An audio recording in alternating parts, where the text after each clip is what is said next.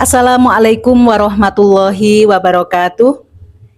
Ibu Bapak Dewan Juri, kegiatan Penyuluh Award 2023. Mohon memperkenalkan diri. Nama saya Suprihatin, SAG, Penyuluh Agama Islam Fungsional dari Kabupaten Semarang. Yang dalam kegiatan kali ini masuk pada kategori kesehatan masyarakat. Di dalam kaitannya dengan bimbingan dan penyuluhan kami dengan kategori kesehatan masyarakat, maka kami melaksanakan di 3 tempat, di 3 titik.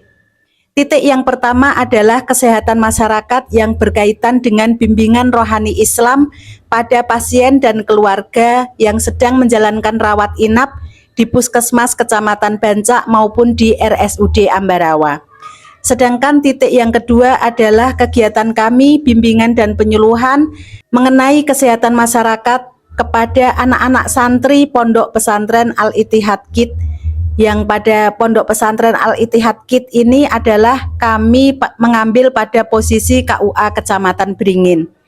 Karena saya bertugas di 2 kecamatan, yakni KUA Kecamatan Bancak juga KUA Kecamatan Beringin, jadi saya mengambil di kegiatan ini di 2 sisi yang berbeda. Kalau di Kecamatan Bancak saya mengambil di Puskesmas, maka di Kecamatan Beringin saya mengambil di sisi pondok pesantren.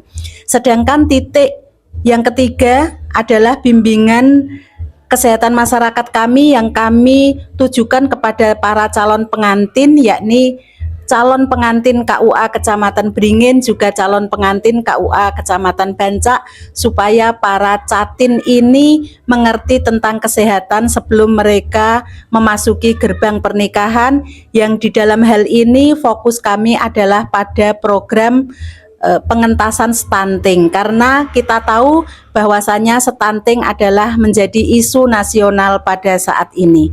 Kami berangkat dari urgensinya, dari kepentingannya, bahwasanya pada dasarnya manusia menginginkan dirinya sehat, baik jasmani maupun rohani.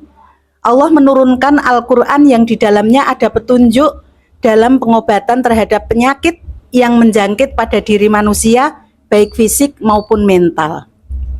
Seperti yang tertulis di dalam surah Al-Isra ayat 82. A'udzubillahi minasyaitonirrajim. Bismillahirrahmanirrahim.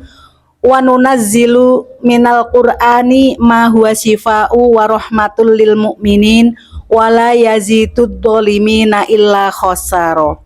Dan kami turunkan dari Al-Qur'an suatu yang menjadi penawar dan rahmat bagi orang-orang yang beriman. Dan Al-Qur'an itu tidaklah menambah kepada orang-orang yang zalim selain kerugian. Selanjutnya, pengertian bin roh sendiri adalah salah satu bentuk pelayanan yang diberikan kepada pasien untuk menuntun pasien agar mendapatkan keikhlasan, kesabaran, dan ketenangan dalam menghadapi sakitnya. Dalam rangka mengembangkan potensi dan menyadari kembali akan eksistensinya sebagai makhluk Allah Subhanahu wa Ta'ala, agar dapat mencapai kebahagiaan hidup di dunia dan di akhirat.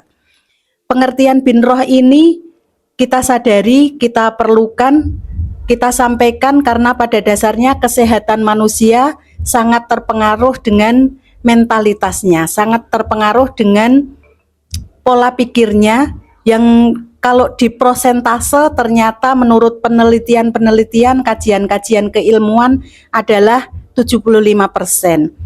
10% kesehatan manusia terpengaruh oleh faktor keturunannya, 15%-nya adalah dari faktor makanan dan minuman yang dinikmatinya, sementara 75% adalah faktor pola pikirnya.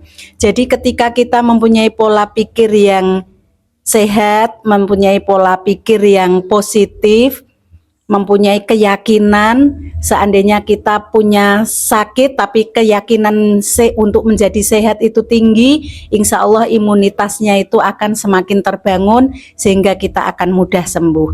Itu yang sering kami sampaikan kepada para pasien dan keluarga yang menjaga.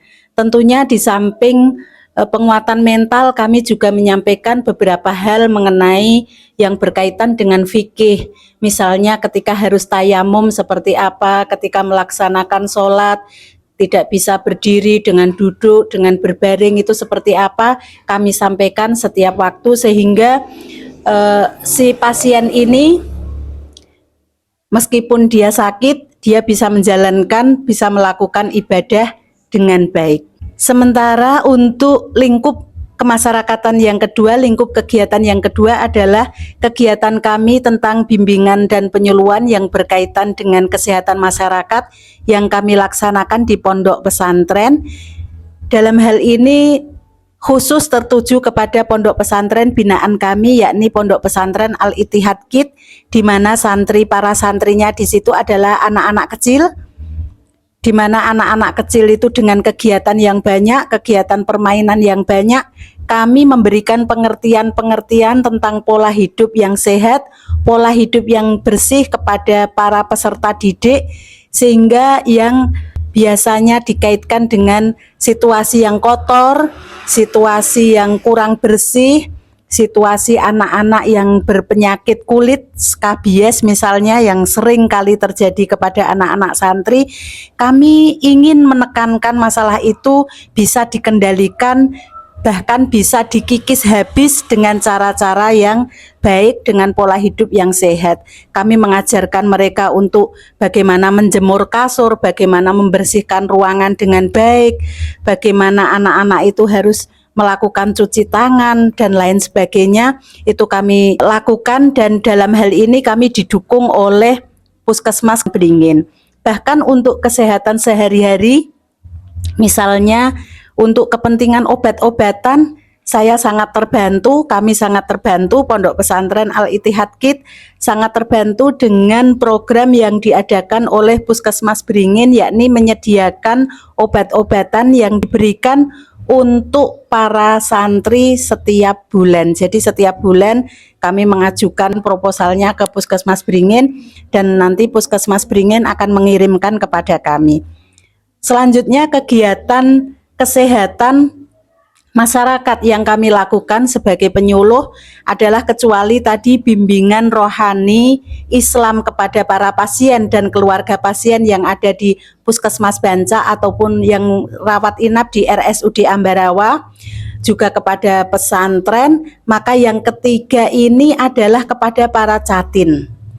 Jadi para catin, para calon pengantin di KUA Banca ataupun KUA Kecamatan Beringin yang mereka memeriksakan diri, istilahnya kursus pengantin, sebelum dilaksanakannya pernikahan, maka kami menyampaikan beberapa hal mengenai kesehatan, terutama tentang isu nasional saat ini adalah pencegahan stunting.